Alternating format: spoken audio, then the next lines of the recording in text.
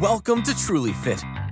Dr. Blair, welcome to the Trulyfit Podcast for either the third or fourth time now. For those who have not heard you on the first few times around, why don't you give a brief bio of who you are and what you do in the medical and health industry? Thank you. Thank you for having me. It's always fun to come back on these.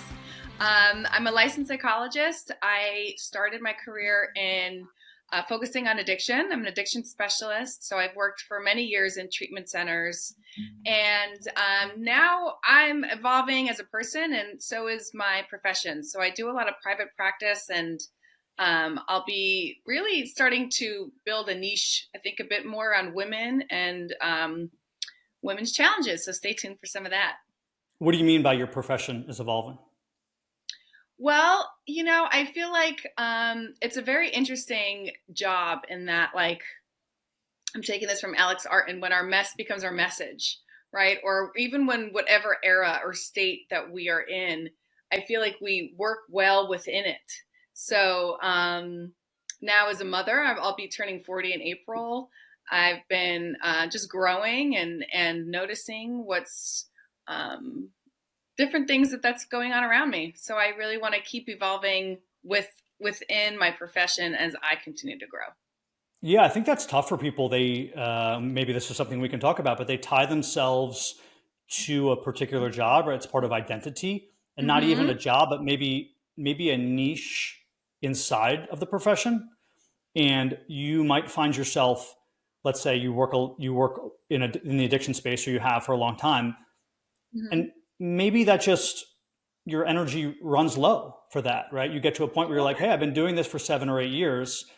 There's always more to learn. I know I can do more, but it's just not what gets me out of bed in the morning anymore. And I want to do something different. I think it's hard, at least in my industry, in the personal training industry, to sometimes say, like, I just don't want to do this anymore. I want to do something a little bit different, still interconnected, but maybe not exactly what I've been doing.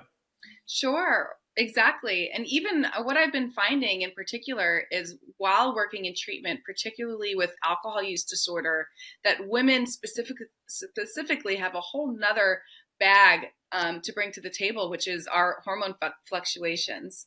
And I've been noticing these wild trends of relapse happening in substance use disorder in women around PMS, and like no one talks about it. So now I'm kind of just like taking a field that I've been in and then trying to laser in on some of the less talked about, under-researched areas within it. So it's fun. Yeah, it reminds me of a study they did in jails of testosterone levels. Natural men's testosterone levels in jails are like 20 to 40% higher than the average male walking around. And they believe that has a lot to do with the risky decision-making processes that drove someone to be in jail in the first place. Interesting. Yes, yeah. That makes a lot of sense. And this is kind of a sidebar, but I found it really interesting how women have been left out of medical research kind of for the last 40 years. And I think one way to look at that is people would say, well, men create these studies and they want it to benefit them. That's actually not accurate. Part of a huge reason as to why women have been left out is you need a control group.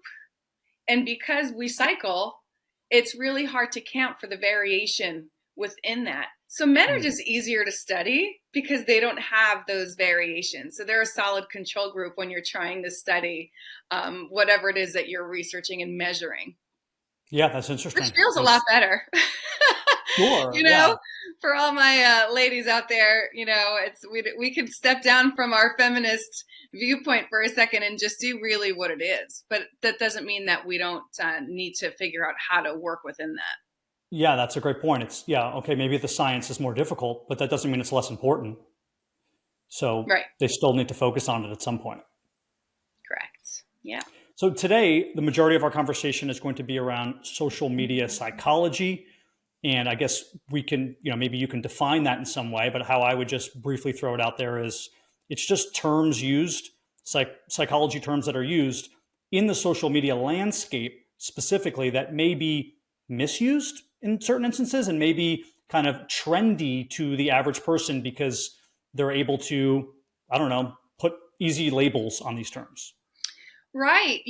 I think post-COVID, there's been a wonderful addition to the mainstream language and media and talking about mental health and reducing shame and making access greater. And all of these things are really positive things. But what I've noticed in people, I've noticed this in society, I mean, we could look around, is a lot of corrections tend to be overcorrections. And there's a theme now of people using these terms almost as a way to stay stuck, or to, reach onto a label, which can keep it up here rather than really feeling what's going on, and can be used more of a crutch. So now I'm not saying all of it is, but there's certainly a thing happening here where I've noticed, and I'd even like to bring some humor to some of it today. Not that it's all funny, but it's interesting how we can just take things too far. We do it all the time. Yeah, and it's innocent. It happens in my industry, Blair, and where it does is somebody will find maybe something they've never heard of, and it's intriguing, and they see everything through that lens now. So in my industry, a big thing, the iliotibial band runs from your hip down to like the lateral distal femur. Basically, it's not quite a tendon, not quite a ligament. It connects multiple things. I don't want to get into the science, but people will say that every problem due with your knee to your ankle to your lower back, oh, it's IT band. You have IT band syndrome. There's something wrong with your IT band. You need to roll it out. You need to stretch it. You need to do this, because it's just like the trendy thing, right? It does factor into a lot of injuries and issues that I just mentioned, but a lot of times it's not the culprit, or it's a secondary characteristic of the injury. It's not the main thing. But people tend to see everything through the one lens when they start to learn about those things, rather than kind of take a bigger picture and step back. That's right. That's right. So like my goal today with you would be to look at some of the things and just kind of like put a pin on areas that, tend to be overused or even misused, which again is not to invalidate that a lot of those things are real for what they actually are. But we have kind of overgeneralized a bit. Well, let's start with the one that's been trending everywhere, and that's narcissist. Yeah. I've seen various definitions of this. Sometimes you could even read the definition of narcissist and think, "Holy shit, I'm a narcissist." They're vague. It's thrown around everywhere, and I feel like people use it as like the ultimate pejorative, and a lot of times they use it in a very I'm trying to think of the proper terminology here, but they're really just trying to fire shots at you, right? They don't necessarily think you're one, but they know that it sends a signal almost to the extent of like you're a pervert, like that same sort of feeling that you would get if someone called you that. That's right. It's kind of a conversation ender, not a starter. And if you are that means I'm a victim to it. Yeah. And I think, that's one of the more compelling places people like to stay. Sorry if that sounds harsh, but it's true. I mean, if I'm the victim to something, then I don't have to do anything differently. I don't need to look at myself. I can make this your issue and leave it at that. So it's a huge one. And we can even talk about the difference between narcissistic traits and narcissistic personality disorder, which is pervasive and a true lack of empathy and a true inability or even interest in considering the feelings of others, plus grandiosity. And I mean, I can go into the diagnostic criteria, but people with NPD, I mean, that's a whole nother ball game. And even still, if we're going to have some compassion, why, if that is really where someone's at, which would be like, a real mix of harsh negative life experiences to put yourself in such a fortress like this, should we make someone else's disorder about us? Yeah, that's tricky. That's when you get a little tricky. But you're right. I mean, if you looked at some narcissistic trends, anyone could be considered that, right? You could say to go to graduate school, to have a desire to build a career or take anything to the next level is narcissistic. We'll have a podcast. Right, there you go. I was giggling because now I'm like staring at myself when I say that. I'm like, whoa. But right, exactly. It's also much more common in men statistically. And I think that's like also added something into the dynamics here. Yeah, well, maybe we can go through what those I think you called the term diagnostics, or what exactly are the terms that one would use if they were looking at somebody, and maybe talk to me about the differences between someone having these traits, so to speak, and maybe just acting in a way in certain occasions that would Hmm. also adhere to the traits, if that makes sense, right? You may act selfish, let's say, in certain instances. That doesn't mean you're always a selfish person. Right, right. Circumstances, and we need context, right? I mean, we Yeah. do. We need it. The way someone behaves in the workplace may not be the way someone behaves at home. We were just talking about even our children who like have to hold on and adhere all day long, and when they get home, they might just want to be messy. And so it really, truly, truly depends. Um, so sure. Well, here's one: dating. This comes up a lot in the dating world, and it's like maybe someone didn't call you back, and you're devastated. Maybe he just doesn't want to date you. I don't know. He doesn't have to be a narcissist. Yeah. Or It could have also be the opposite, couldn't it? Like, mm, couldn't a lot of the people that I see who are, let's say habitual daters, it's not that they're narcissists, they have low self-esteem and they can't mm-hmm. continue on with the relationships because they have nothing else to offer after the first few dates. Right, right. And then here's another thing. So the point of mental health is to make us stronger. It's to build resilience. It's to build our capacity to tolerate adversity or things not going our way and negative feedback. That is the point, right? So if we're using it, however, to throw labels and to not reflect, then that's when it just isn't working the way that it's intended to work. And I think that's when we get into an area where these things could be used more as shields, these protective measures, rather than tools or avenues or paths to growth.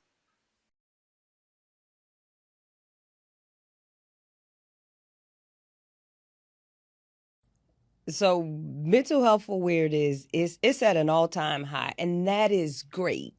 But some of these trends, they are making people worse, not better. Let's talk about it because I got three that's top of mind. The first one is turning labels into identity. Labels were meant to be for understanding, not a personality, but today people are branding themselves with their diagnosis. And even when you think about, like, I have ADHD, so I can't focus. I have an anxious attachment, so I can't trust people. Instead of working through things, people are actually using the labels to justify staying the same. And in some cases, like using it to weaponize like some of their relationships. The second one is, and I'll keep saying it, pathologizing normal life struggles. Not every challenge is trauma. Not every difficult person is a narcissist. Not every workplace is toxic just because you don't like your boss. Life is hard sometimes. That doesn't mean it's harming you. But when you pathologize normal struggles, you rob yourself of the ability to actually navigate them. And then the third one is this obsession with feeling seen, heard, and validated. At some point, we stopped striving for growth and we just started chasing external validation. The need to be constantly seen, heard, and understood has become an emotional crutch. Here's the truth. Not everyone will understand you. Not everyone will validate you. And that's not a threat to your well-being. The obsession with external validation is keeping people emotionally fragile instead of teaching them how to stand firm in who they are, even when no one claps for them. And I know that I said three, but here's a bonus one, because what the hell is even a safe place? Life doesn't come with trigger warnings. Growth requires friction. If you constantly need environments that cater to your emotions, you're not building mental strength. You're building dependence. True safety comes from knowing you can handle yourself in any space, not just the ones that feel good. Mental health should strengthen you, not weaken your ability to handle and or engage with life, okay? Speaking of the labels, which you just said, I will have already played the IG clip that you and I had shared together and talked about. But Yes. it seems that the first instance, and that I will have said her name, the labels and being put into personalities, Yeah. and then weaponized or is certainly part of that, right? It's very easy to pretend you're holier than thou and have that particular terminology to throw at people and then put that label on them and sort of, like we just said, like scare them into being a conversation ender. Right. And it's like, even talk about a way to keep it stuck. Like, I am this, therefore, right? I have this, therefore, I have an avoidant attachment style. Therefore, I'm not going to try to build a healthy relationship because I tend to dodge or run when things get scary or challenging. Right. Yeah. And I'm here to report, like, and we could talk about attachment styles later. That's definitely another one that's pretty trendy.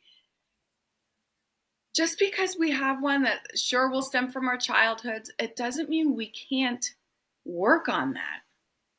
Okay? It doesn't mean we can't change. So this is where the over-identification with something and just owning it as part of my personality is tricky. I mean, imagine like when people do it with their astrological sign. Like, well, I'm an Aries, so I get bored easily, so on to the next, or whatever it might be. I think it's very similar to that, but now we're doing it with mental health diagnoses, which is just kind of missing the point. Yeah, it's also from that this gets into more sort of philosophy than psychology, but obviously everything sort of interconnects. But from kind of like a free will standpoint, a lot of these people who might be dealing with this, it's not necessarily their fault, if that makes sense, right? They've encountered things in their life where these personality traits were adaptations for, survival in a sense, some psychological survival, and that's why they are who they are. That's right. That's actually always right, but so you can almost picture like a rainbow. Everything, even things like borderline personality disorder, right? All of these are adaptations. So if the adults in our lives are inconsistent, or they have this kind of like hot and cold thing, you don't really know what you're going to get, you yourself will develop more of that push and pull attachment style. Like you'll go in, but then like you can't totally trust it, and for valid reasons, and then you might pull away. Okay. And all of that is there to protect you as a child, because as a child, we don't have control over our environments. We don't have control over who we let into our lives and have close relationships with. It'll start to plateau. However, you kind of start coming down the rainbow, and it's important to ask ourselves, like, is this still working for me? Particularly if our environment has changed and we've grown and all of that. Is this still working for me? Which is why a personality disorder, for example, can't even be diagnosed until you're an adult. Because as a kid, it's just an adaptation. As an adult, it becomes a maladaptation. In other words, it works against you. It can really have negative impacts on your workplace, relationships, all of it. So yeah, compassion and, staying on that, I think that leads perfectly into like something else that she was talking about in the video, which is you go through these trials and tribulations in life, but how does one sort of differentiate, pathologizing normal life struggles with actual life struggles, right? Is my workplace actually toxic, or am I just kind of being, just picky about my boss who's asking me to do things that any other boss would ask them to do? Yeah, that's definitely something where I'm not saying we have to have thick skin, but we do have to be resilient. There is a point where we can't expect every space we're in to cater to our needs or to be considered emotionally safe or whatever. Not saying some workplaces are not toxic, because some of them are. So again, we're holding space for that to like be a real thing, but the overuse of it, it doesn't feel like a place I would want to live, of like my sense of wholeness or my sense of security is reliant and dependent upon external factors that I actually don't have any control over. Right. And and if you're in a job that has this sort of thing, you've got two choices: learn how to work within it or find another job. It's one or the other.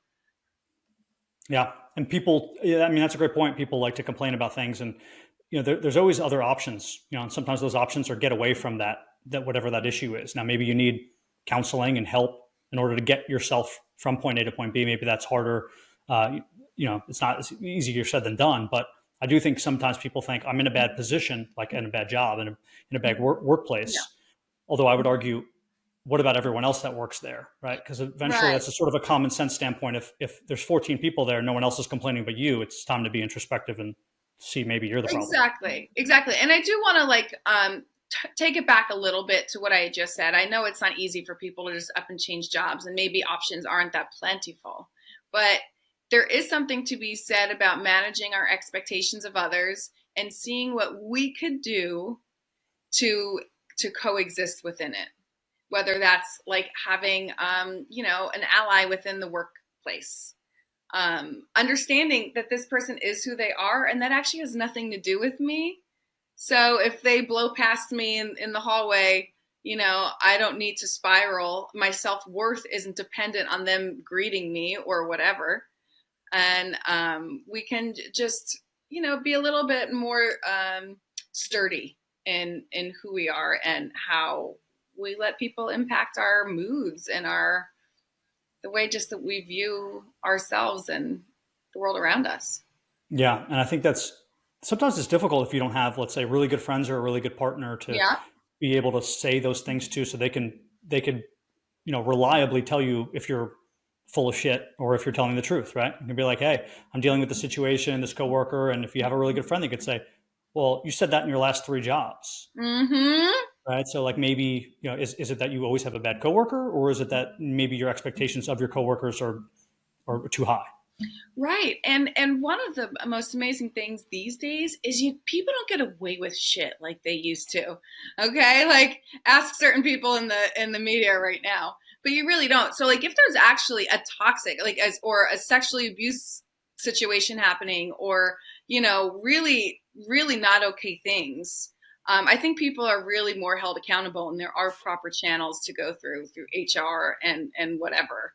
If there's like discrimination happening, and that's real. But that's a positive thing, right? It's like, just ask Diddy.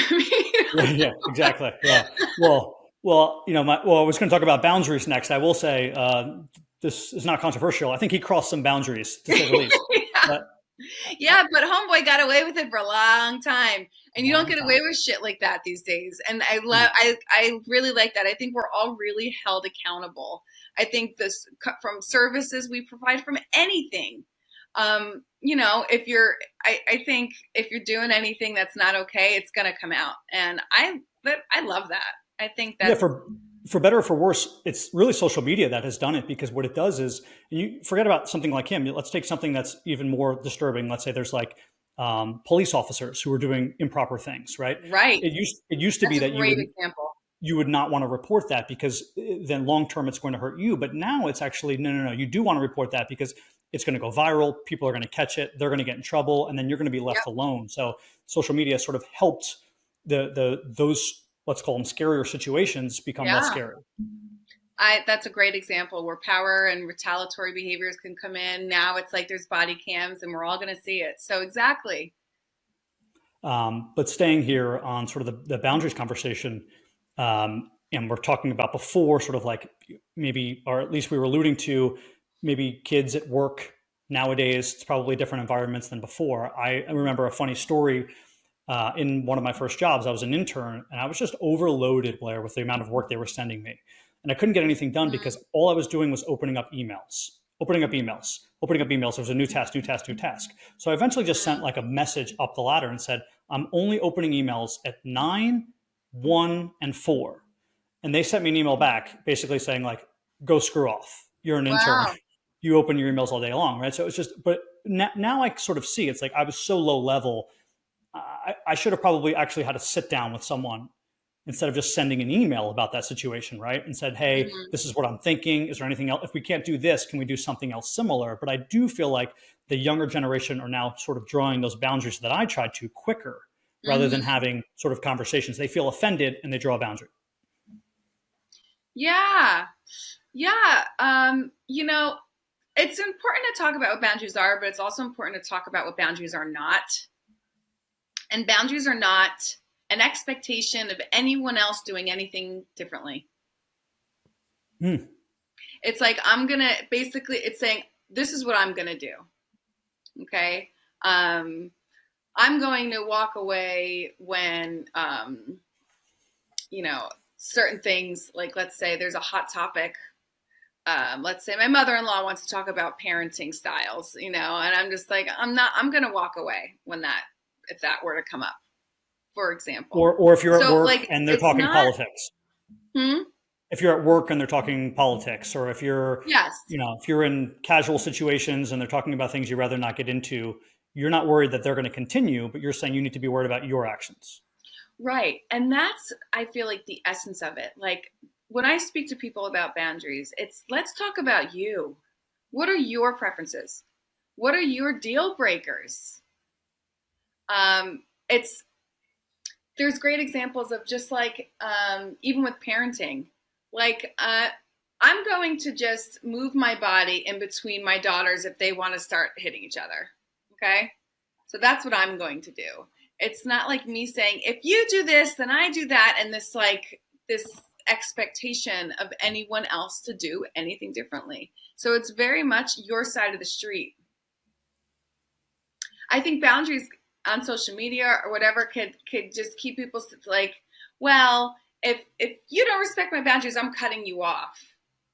And I don't know, that doesn't feel right to me, particularly like if someone's suggesting to cut off your family members, your parents, you got to be really careful and delicate around that. I think we could be I think it happens a lot now.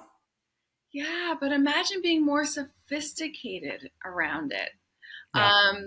You know what I mean? So like, I'm going to draw you a little image here, which I like to use with people, which I think is like, it just helps put it into perspective. I'm drawing 3 different stick figures here. Okay. And I'm going to do the first one, I'm going to have a rigid boundary. You're like in a box. And I think this is where social media has taken it, that it's very much like this. Okay. I don't know. It sounds like a lonely space to me. We're interconnected whether we like it or not. We need relationships. Okay. So then let's say the person in the middle has no boundaries. And it's just, saying yes to all things, finding ourselves overwhelmed, resentful, right? And your example with the workplace. Imagine if you met with your, manager or whoever and was like, this doesn't seem efficient. How can we work together to make this work?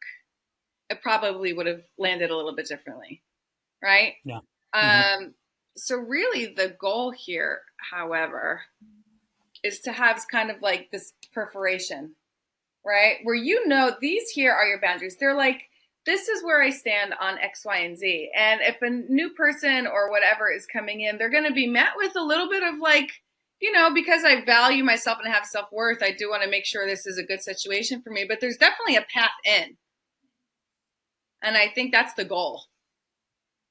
Right? So an overcorrection, particularly with women, we were programmed to kind of be everything for everyone, to take care of everyone else. If you had needs, I think it was kind of framed more as complaining. You don't want to do that. So that certainly did not bode well for people for many, many years. Then if we want to overcorrect, that doesn't help either. So finding the balance in between is, I think, the sweet spot. Do you believe it's wrong, or how would you deal with the situation if you yourself set those boundaries differently for different people? So you have, I'm just going to make up a hypothetical scenario here. You have a good friend and her name is Diana, and Diana lives across the street. And then you have somebody else who's maybe not as good of a friend, and her name is Sally. And Sally also lives down the street. And you're okay with Diana stopping in at any time, but you're not okay with Sally knocking on the door and stopping in at any time. How does one, I don't know, frame that in their mind and feel okay with that? Or is maybe that not okay?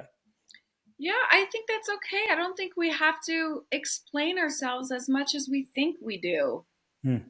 If we say like, this is what works for me, and if that then gets violated, so let's say you tell the one friend who you asked to just please like call or text ahead of time and let me give you the green light for whatever reason, Yeah.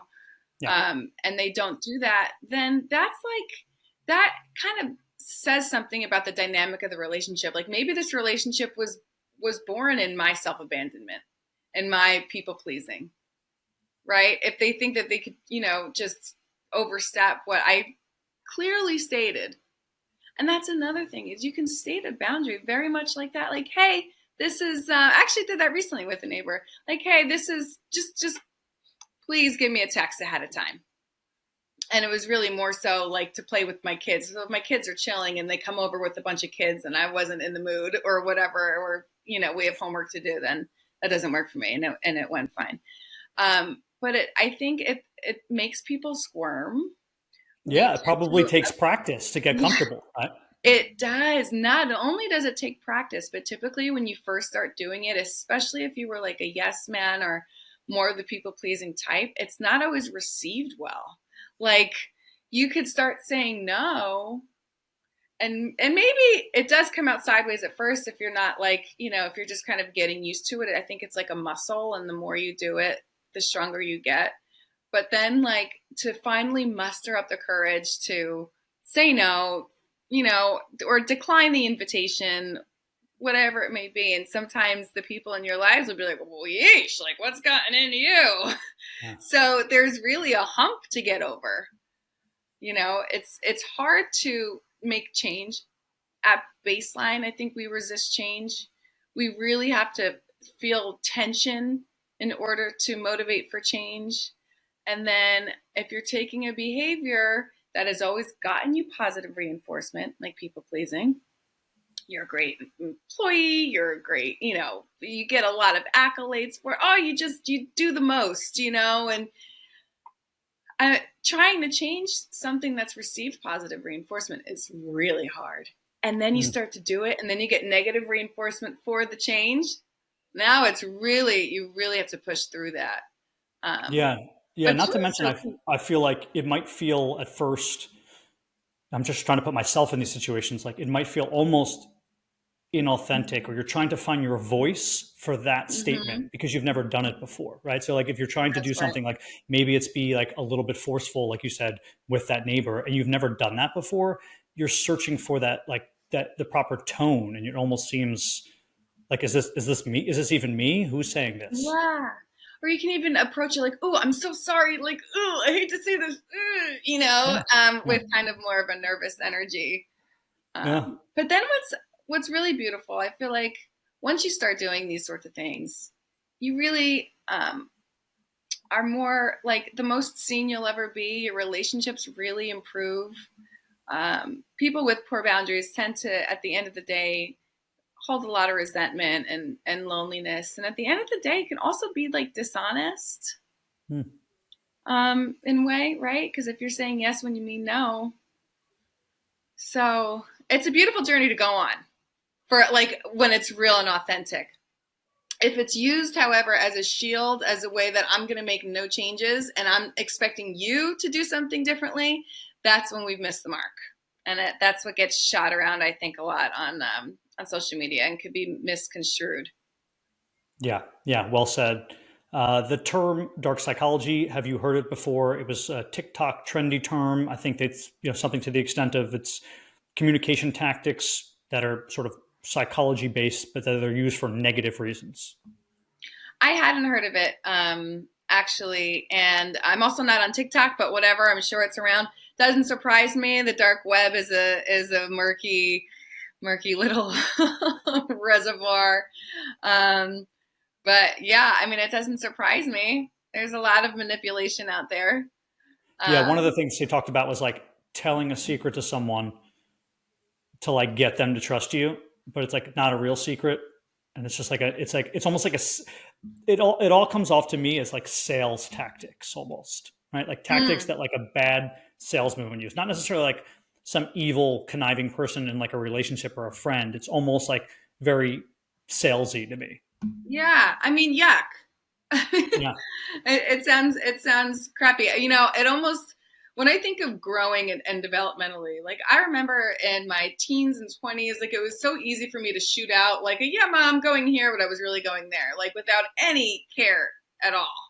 And as I grow, and maybe it's the development of my prefrontal like the burden of holding a secret or a lie just sounds awful. It sounds like a lot of work. So I certainly don't encourage whatever is going on. I'm sure these teens have a lot of information these days, but not a lot of wisdom. It's a very interesting place to be.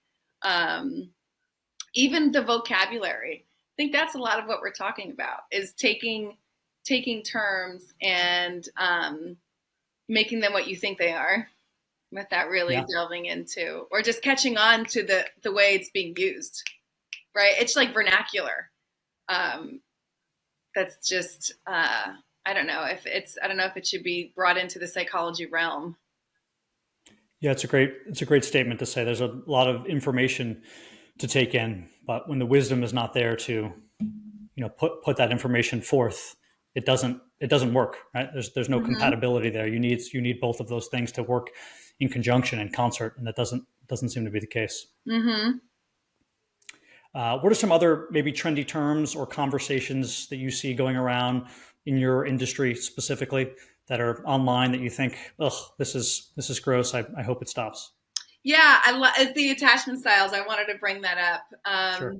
I think I see it a lot with dating, and I think people feel hurt a lot and disappointed, and really seek to find a way to make it about the other person, right? So like a big one is the avoidant attachment style, and it's like just because he or she didn't return your call or text, we don't need to pathologize their ability to form a healthy relationship, right? I mean, if you want a quick of what actual attachment styles are, like, and just like a 101, there's secure, which is basically like your parents, were there, they provided safety, but let you like go off and do your thing. And then you were like, back there and always there for comfort,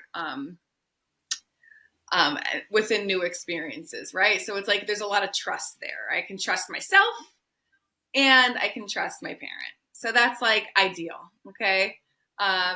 With anxious, it could be a little bit more, if your parents did everything for you and kind of put you, like wrapped you in the emotional bubble, you might be a little anxious and need a lot of reassurance, need a lot of validation. Okay. I think back in the day, we used to maybe, like, if we're using it, and I have to say, like, I'm kind of cracking jokes here because, and I'm sensitive. I don't want to come off as callous to all of the real parts of this. But if it's misused, maybe this person, we used to call that person just annoying. Yeah, we're not talking about attachment styles. I think, some people are just annoying. So if it's flipped, then the avoidant, is calling the other person anxious attachment, then that could also be spun in a way that's not accurate at all. I think it's important, particularly if we're attracting the same type of person and then it's not working. And then we go for the same type again and it's not working, and the same type. That's such a wonderful window into us. So if we can get to a place, rather than pointing the finger, which is, I think, the problematic aspect of it, of asking ourselves and reflecting, like, what is it about me that attracts this type of person, or is attracted to this type of person who repeatedly it doesn't end well? I think that's the purpose of understanding some of these things rather than hiding behind them. And one would think if the pain is, strong enough, for lack of a better term, then you make the correction like anything else. That's right. That's right. That's like sitting in the tension is when we make change. So when, like, another term that you hear a lot is enabling, they're an enabler. What that actually means is you kind of cross over into someone else's lane and remove some of the tension of their own consequences. So that could be like bailing someone out or making excuses for someone's behavior or whatever. So you kind of bail them out. So if you, on the one hand, really want someone else to change, by going on and cleaning up their mess, they won't feel the tension and therefore won't have the motivation to do so. Do you see these attachment styles labels equally being put on both genders? I would assume that that's not the case. I see it more often, standard of women labeling men. Is that where Yeah. your head went? Yeah, I just assume that, if the labels were being thrown around, again, maybe they're online specifically, rather than in, like, let's say your profession, looking at something from like Right. an actual mental health standpoint. If the Right. labels were being thrown around, then it was probably more pejorative and it's probably more women to men. But from your standpoint, from looking at these attachment styles and, like, maybe, sitting down with clients, let's say patients, do you feel like there are attachment styles that are more gender specific, or would you use these attachment styles for both males and females? I would, when working clinically with someone, sure, it could be helpful to notice someone's patterns. But as a clinician working privately with a person or a couple, I'm really motivated to go beyond the label and see what we can do today, because we are all adults who can actively work towards making changes within ourselves, within the way that we communicate, within the way that we approach people, that can totally disarm a pattern, an attachment pattern, a relationship style. So, like, let's say, let's say there's two people in a relationship and one person's trying to make change and the other person isn't. Okay, that's what I want to talk about. Not necessarily, well, you're this because of that and you're this because of that, so you can pay me now. Like, that's really not productive whatsoever, right? Yeah, I feel like you could do that through, like, evolutionary psychology or something. Be like, nope, this is what you want, and this is what you want. This is just millions of years of adaptation. We're not going to analyze anything and go fix it, as opposed to, Yeah, like, looking at the individual. And it's just another way for us to intellectualize, to stay kind of numb to it. I've written about this before, how the therapy fallacy, I think, is like, once I figure this out, I'm going to heal from it. And I wish that were true, that once we map out, the paths prior and where I want to go, then I'm going to heal. And I think that's a really important step. But truly, the healing comes from taking it beyond the intellectualization and actually bringing it below the neck and feeling the discomfort and sitting within it. I think that's where the healing actually comes from, is not avoiding our feelings or not trying to just constantly feel better. It's like to be better.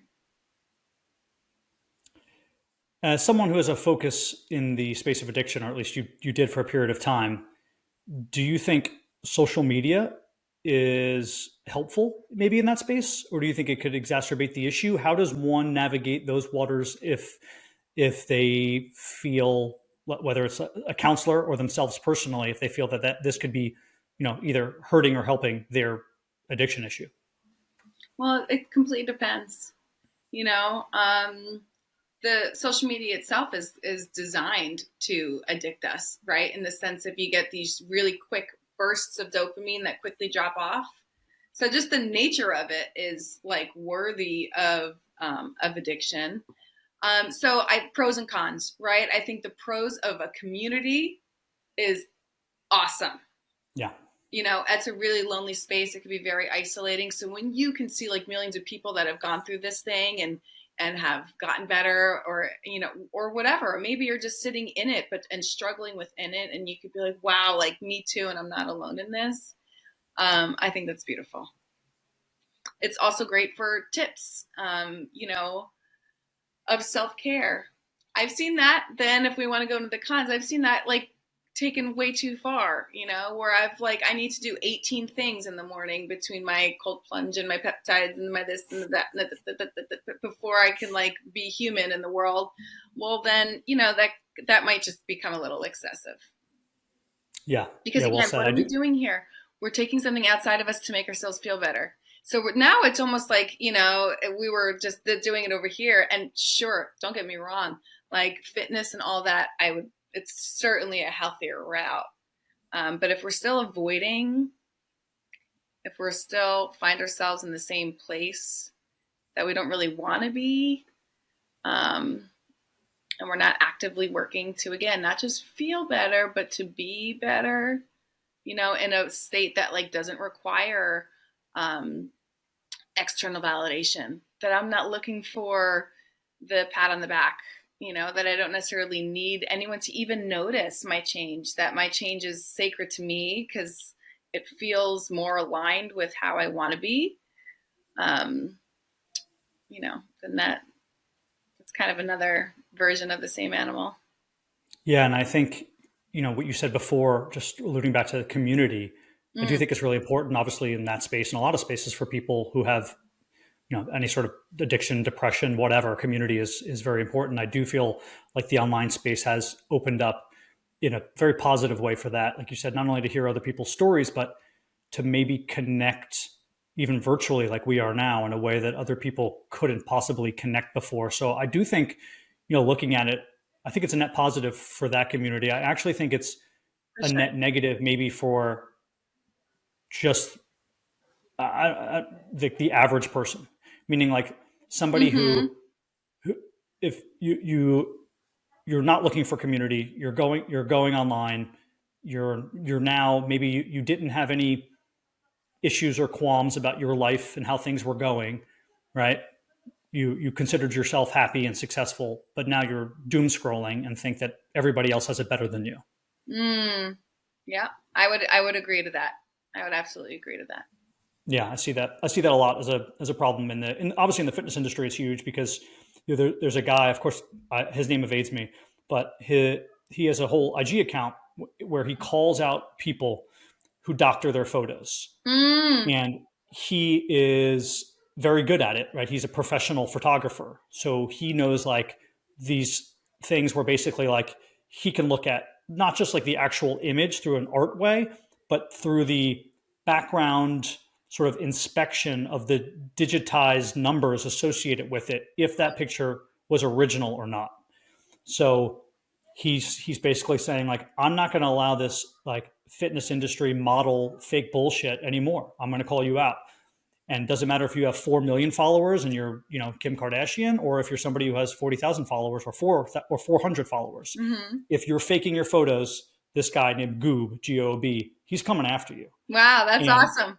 Now you could apologize. You could say, yes, I do fake my photos. But if you lie, then he's going to sort of double on here. And and the message is like, hey, let's keep this real here, right? And some of these people are like in amazing shape. Like they have like 7% body fat and they're bodybuilders, but they still have to like tuck their waist or make their biceps bigger or make their, it's like, this is not helpful for the average person to think that, that that you're doing this and you look like this, and he comes after them. And I think it's, it's good. It's good that you have the people on the other side fighting back.